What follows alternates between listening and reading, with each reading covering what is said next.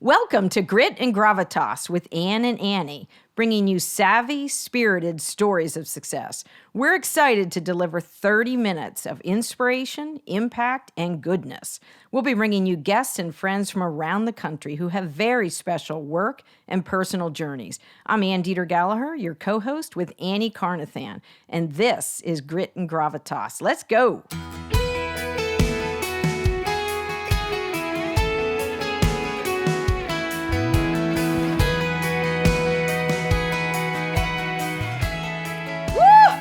Welcome to the Grit and Gravitas podcast studio. Annie Carnathan. It is another fabulous day with you. 30 minutes flies by. It's a habit now, I'm pretty sure. So whether you watch us, however you consume our show, it's really compelling content. And we know because people tell us. People tell us. Strangers tell us. Strangers tell us at pools and other venues. And so we need to keep this going, right? Come on this journey with us. Yeah. You'll enjoy it. It goes so fast for us and hopefully for you as a listener, and whatever feedback you can give us. We have some incredible guests coming up, so stay tuned. Wow. Our fans and listeners and family, of course, they're our first remote fans. Guest. I think that's, yes. And I think one of the most extraordinary women I've ever met. And I've met a lot of them, so very, very heightened anxiety at the same time, heightened excitement. She would be the consummate definition of woman in high gear. Wow. So, yes. And we have other remote guests. We have some men coming up, which I'm super excited to introduce. And these are another remote guest, so from the other coast. So in the biz, this is called teasing. Yeah. Teasing. But it's as fun for us doing it as it is for people listening to it, and that shows. You just hear the enthusiasm, You hear the commitment, you hear the passion, and it's still the most intentional thing I've ever done, right? So we just had an episode released recently on social capital, and I got to tell you, I think it was one of my favorite. I say that about every episode, of course. You got to love what you do, and you have to love the people you're doing it with. So that's can't manufacture win. that. No, that's a win for me. Today's episode, we're going to talk about personal branding, and I'm excited to go deeper with you because, as you have reminded us, and I grudgingly accept, this is a no script zone.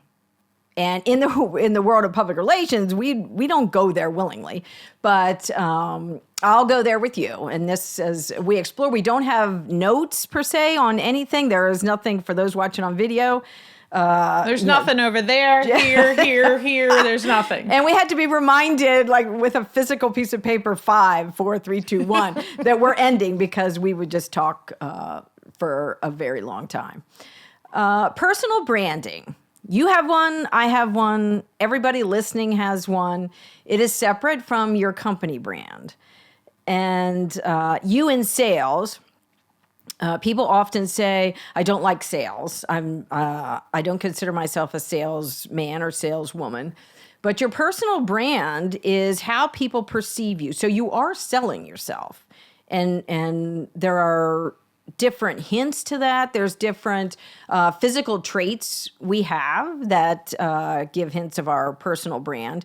And really now, especially through COVID, it's one of the number one reasons people do business with us. It used to be B2B or B2C, and now it's P2P. So it's no longer, do you remember back in the day, they would say, are you business to business? Or are you business to consumer? What are you? We're people to people. And that's probably how you got many of your, especially larger accounts. It wasn't by some invisible, magic moment. It was, they loved you, and you were the personification of universal media analytics. And I just had 2, one brand new client who I love. Congratulations. Thank you. And they're tough to come by. We launched this company in the last 2 weeks. Such great response from media and a lot of our target audiences. So that's exciting. And another one. So when I was in South Dakota, I got 2 calls. And both of these were from connections from 10 years and beyond. So this is where my point is, this is your personal brand. These were touch points 8 and 10 years ago. And I went through my email threads. My inbox is awful because I have everything ever sent to me. These were connections based on, or potential clients based on personal connections a decade ago. So if you think your personal brand doesn't matter or is not leaving an impression, it certainly is. Agree? There's so much to unpack here. Right? And when you're an active listener, you just sort of file things away, and that's the show. So whatever I can't remember now, I'll help. And we're going to get there later. And so the first and foremost about a personal brand, it has to be who you are. Mm-hmm. And we can pretend to be what we think someone else wants us to be. Ultimately, we're going to find our comfortability and our watermark back to exactly who we are. And everyone else is taken. I've only ever tried to look in the mirror and really understand, and this is a common theme with me. Love many, trust few, always row your own canoe. It's coming back to the lady in the mirror. And when I look at my personal brand, I just referenced an article in LinkedIn about the back to office, not back to the office. Are you going to quit or are you going to come back? This battle raging. And LinkedIn, I thought, really narrowed it down and said, look, back to the office work period is going to come down to trust. Mm-hmm. Right? And do you trust your employees? And the harsh phrase is lead, follow, or get out of the way. Well, it's never that black and white. But I'm a leader. What I've had to learn is when to follow and when to get out of the way. And as a personal brand, to your point, when you've made it this far as one brand, it's all adapting, it's all evolving. And so your 10 plus accomplishments years that your personal brand just resulted in these two really fortuitous, new business accounts for you, you're exactly who they thought you were. That's part of your brand. And that consistency, because to me, it's not, I don't sit here and go, oh my gosh, there's people that don't like me. Of course there are people that don't like me. There are people who aren't getting invited to my barbecue, right? I don't think we have to be nasty. I don't think we have to be mean. I don't think that to be vitriol, right? We're just not going to be that deeper connection. Right. So there's varying levels of connection. There's leaders, there's followers, there's get out of the way. I just want to listen to you, right? Or whatever. And so I think I am intertwined with universal media. You can't distinguish where one begins and the other one ends solely for the reason I'm leading universal media. Right. I'm, for all intents and purposes, the hood ornament as the car comes down the road, right? As the bus is like there we go. Down the highway, I can right? see you on the Jaguar. Right? Yes, I can. Who's in my bus, right? Lexus. Oh, sorry. Yeah. So to your point, I think it's completely intertwined. It's all I've ever had. All I've ever had is my personal brand. And I'm looking for like connections to go deeper. And a myriad, most of the time, they're not going to go deeper. And I'll close this thought by telling you that our two biggest partners, and not necessarily by revenue, the two biggest connections, one took 3 years, one took 5 years. Wow. And they didn't know me when I connected. It wasn't 10 plus years, but in parlance of commitment and investment, and that took forever in the scheme of things. And yet it took nothing considering what that relationship means to not just me, but me and universal media. And so I agree with you. You said to me once, you're someone who leads and I want to follow. Yeah. And you're not, to the point of this show, like we don't have anything prepared, right? But you're now more so coming around to the spontaneity of it and just the trust. It's all going to come back to relationships and trust.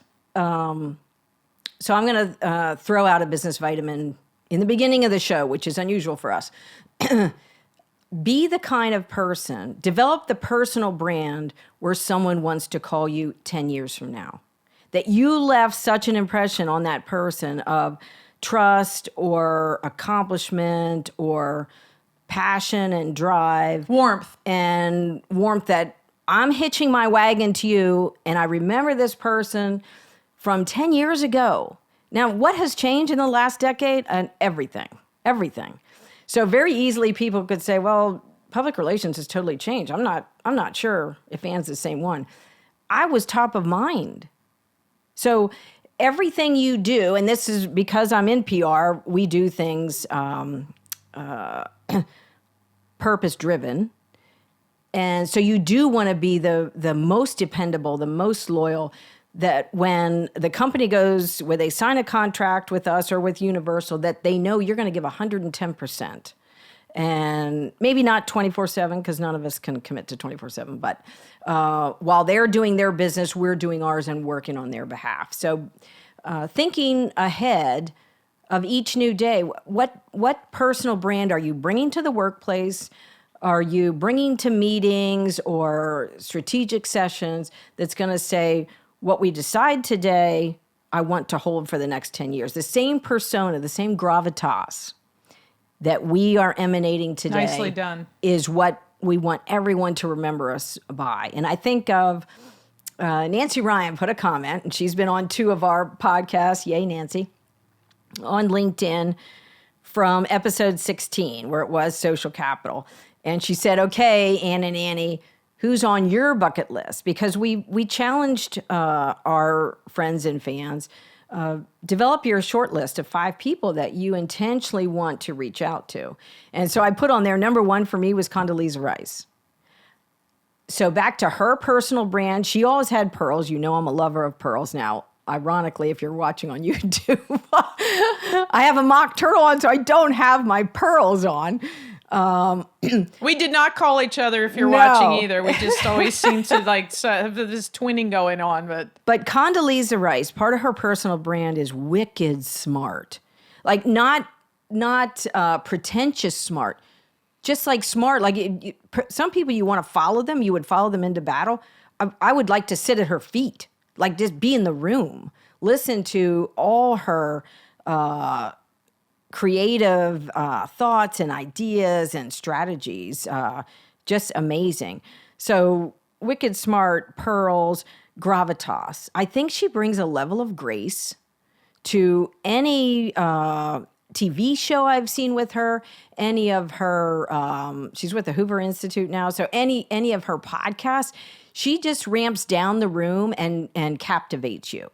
And it's that sense. I mean, she's so accomplished. What an extraordinary golfer, and just. I don't think she'd beat me at golf. I'm not entirely sure. But so think of when we're trying to refine our personal brand. Just be thinking, how do I want to be remembered?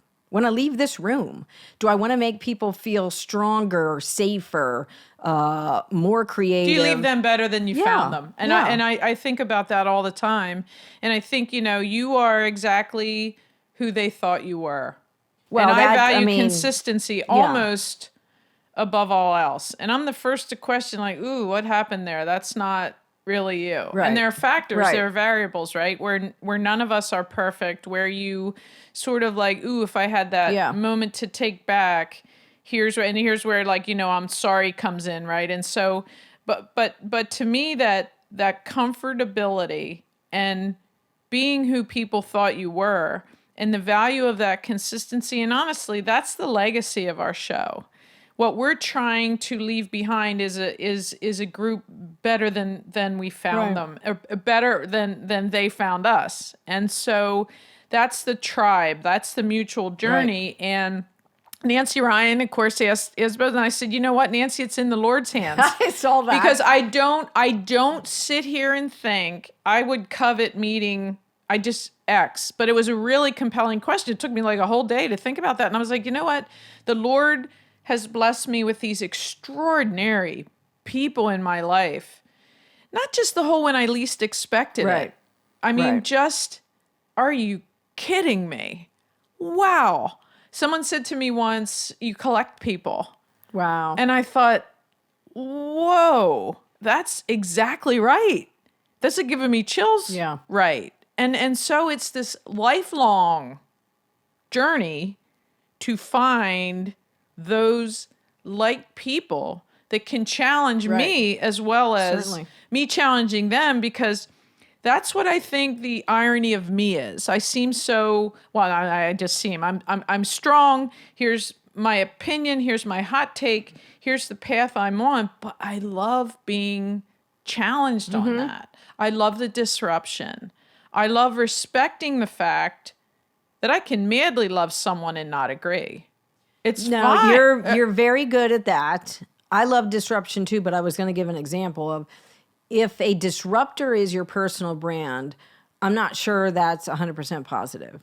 If you leave a room where people are just Scared. laid flat and they don't know how to respond, that's not positive. Like, you want to leave people challenged to think in new and different ways, and leave them with the confidence that, okay, I'm going to explore this and I'm going to follow you. And it's not collaborative. Right. You can only be a leader, to your point, if people are willing to follow. You cannot level people.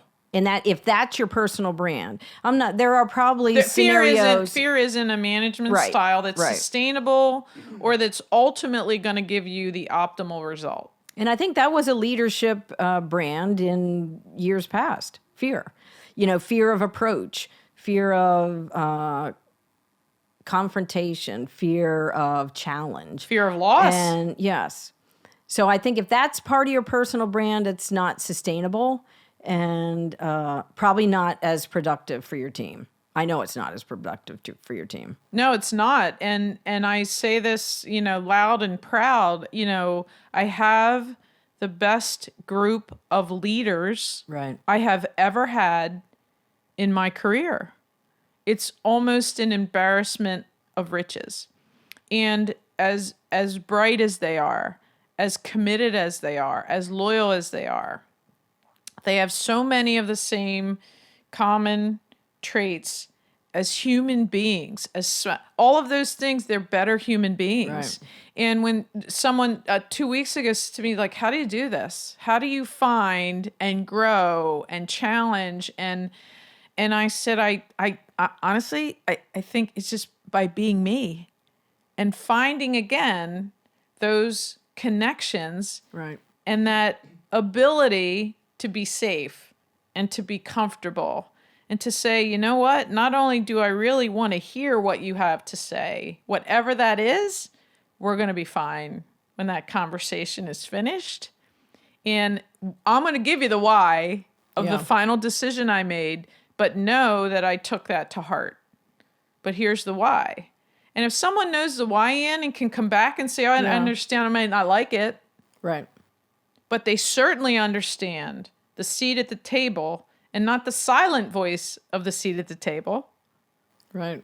The vocal voice of the seat at the table. Because if we as a team can't trust each other and have relationships and innovate to the point of disruption, we talked about that about your firm. Yeah. The things you're doing are so innovative, and disrupt isn't a negative in my mind. If we're not challenging that status quo, if we're not differentiating through our people, we're table stakes. It's just a laundry list of us doing the same things everyone else does. People have to be inspired. People have to go, oh my gosh, right? Right. I left feeling better about her. It's part of your brand inspiration. 100% part of my buzz. I'm Tigger, right? I'm bouncing around. There's always a better time ahead. And look, we all have the same challenges. It's really tough. So I'm thinking of board positions. And when the boards I sit on, when we're seeking new members, you immediately go to the personal brand of the person, whether you know that or not. What are the defining features?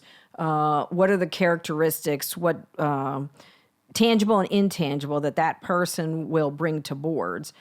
And I was reviewing a board application recently, a young person, and they didn't have much experience. And I was starting to question in my mind, I did not know them and had never read about them. What was the value they would add to us? Or would it go the other way? Were they looking to receive value? And of course, that's a legitimate expectation. But there's a handful of board members I have been privileged to serve with. Kathleen Pavelka, one of them, and she was president, CEO of WITF before she recently retired. Huge value add. You knew if her name was on a committee, was on a board, that was a get-it-done organization. She would sit there for one reason alone. She added tremendous value. Never said that, never spoke of herself that way, but in my personal first-person observation, wow. If she was on a board, I was going to raise my hand and say, yeah, I'll join you. I'll serve alongside you. So part of the personal brand for younger people listening, or for those who really want to take stock in their personal brand, it is tangible and intangible. It is, some of your physical characteristics. Is there a specific, remember Dr. Birx with the, COVID task force, her scarves, they ended up to be a meme on social media because everyone was imitating, probably a lot of Talbot scarves or whatever were being worn. I'm just thinking the world of politics. Andrea Ocasio-Cortez, the bright red lipstick, she brought that back. Jackie Onassis, the sunglasses and the scarf and the flats, that came back. So there are people with defining features who you just think, wow, that's what their brand is. So, and it can be that, I've just complimented you on your manicure. It's always, you are top shelf in nails. And it's one of the first things I see. And that's a signal of detail-oriented. Put together, those things matter to you. Clearly, you didn't just rush out the door. Loyalty, trust, dependability.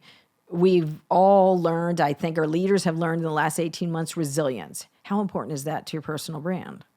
Your team looks at you and she's going to get us through whatever it is we're going to face. She has courage. She has bravery. She has resilience. Dependability, kindness, empathy. Right. And it's critical to me to show that. And you know what, Ian? Everyone's paying attention.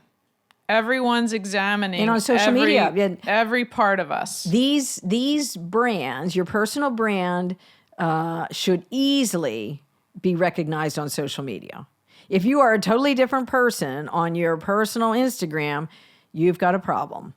That should never be. And regardless of whether I like it or not, I am intertwined with Universal Media.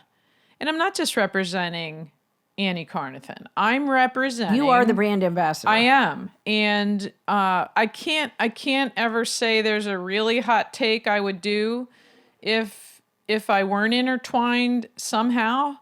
But largely, it doesn't matter. And most importantly, it's not going to change the narrative. The narrative, any narrative, is going to be changed one conversation at a time. One passionate way to lean in and hope whatever someone heard that they didn't agree with at least landed somewhere for consideration. Doesn't mean it's going to change a mind. I think that, with a personal brand, especially too on social media, it's there forever. Oh, amen. No, the post was immediately taken down. Big whoop. You and I both know. Screenshot, right. And is that a relationship? Is that something that, a week from now, 2 weeks from now, I won't have remembered it, and B, it won't matter. Right. Right. And so the legacy is this for me. The legacy for the guests we have on is that. If someone's going to hear them and go, wow, someone they love, someone they care about, and what did it mean to sacrifice to get to the level? Because we all really have. And I think that just what's the definition of sacrifice as part of your personal brand? What are you willing to sacrifice and what aren't you? And at what expense? It's all at a cost. And so when I try to do outreach or I try to find really quality, solid partners, I know what Universal Media represents. It's inside me. And so extending to that, it's not, and this gets me into the whole reciprocity hustle of social and connections, meaning I'm going to connect with you solely for what I want from you. And if I don't get that, like, and that's so apparent, it's so obvious. I think you have to instead sow seeds. Right. That either Love that. You're just business vitamin number 2. right. Business vitamin, and how are you doing Sow that seeds. with your heart? Be known. Have seed sowing part of your personal brand. And if it's with this show is one great big seed spreader, because you and I are just doing. We've talked about why we're doing it. We don't even know what to ask for from anyone except other than to listen and enjoy. We're shortening the and learning share. curves. Well, right. And so can this help someone in some capacity? We're sowing seeds. Right. We don't have an intention of we're doing this to get that. And for me now, it's that, right? I'm just sowing sort of seeds. Like, does all this work for you? I think here's one area we can help you. You're really wildly successful. Here's one area where I think we would be meaningful for you.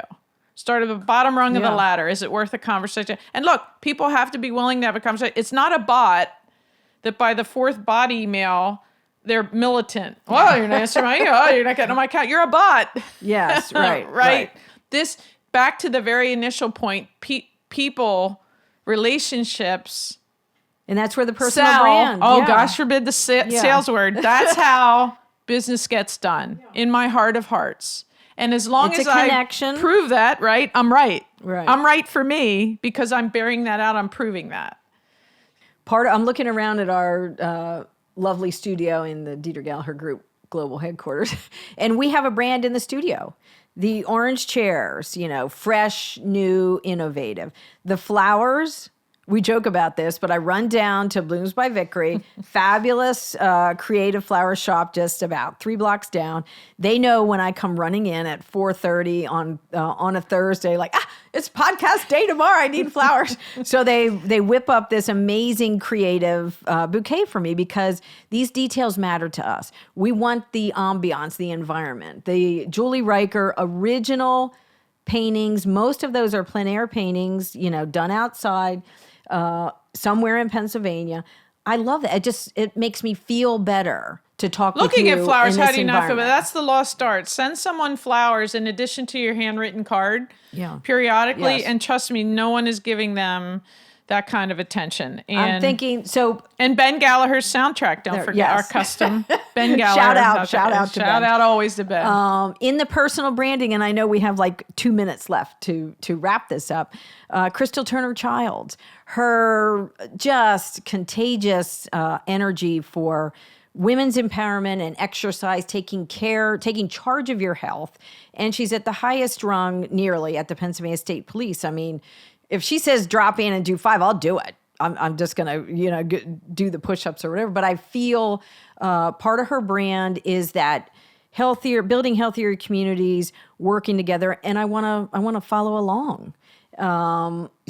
We've had almost every guest we've had has a personal brand. And that's how I'm going to end, right? Yes. My loop to close in this show is to say that every single guest we had finished, and I felt better for having. Yeah. Amen. And I think it's a testament to you and your relationships. It's a testament to my relationships and our personal brand. People aren't trusting us to come on this show if they don't engage and trust the personal brand and the relationship. This is a wild ride for people. You just don't know what's going. Amy Murray. This was really horrible, right? Like my. What was her line? This wasn't terrible or no, miserable what did or she horrible. say? Yeah. I can't think. But it was a great line. 2 business vitamins. We're running out of time, so I'll let you. So the send us 2 out. guests that we spoke of, which will be our first remote guests, 1 female, 1 male, they have tremendous personal brands, and I'm excited. And every guest we've had, we have loved, and we feel that our friends and fans or audience will certainly benefit as much as we did from knowing these people. And that's the end game, is that we just want to open up our circle of influence and say, hey, these are amazing people, and they will help you too. So be intentional with your personal brand. Everybody has one. Pay attention. Don't walk out the door on your way to work or even on the weekend without paying attention to your brand, the way you leave people in meetings. Be the type of person that 10 years from now, your people will say, wow, I can't wait to connect with Ann and Annie again. I had such a great experience in the podcast studio. I can't wait. And you remember that for a decade. I mean, that's just me. We want to make sure we let people feel better for having had a meeting with us or a conversation or even an email. Part of your personal brand is your grace. And spending that non-renewable time. And until we talk again, Ann Gallaher, you are fabulous. Cheers, Annie Carnathan. Have a high gear day. Thanks for listening. It's our desire that these stories will bring energy, ideas, and fresh thinking that you can use today. Subscribe to our podcast and follow us on Instagram, and have a high gear day.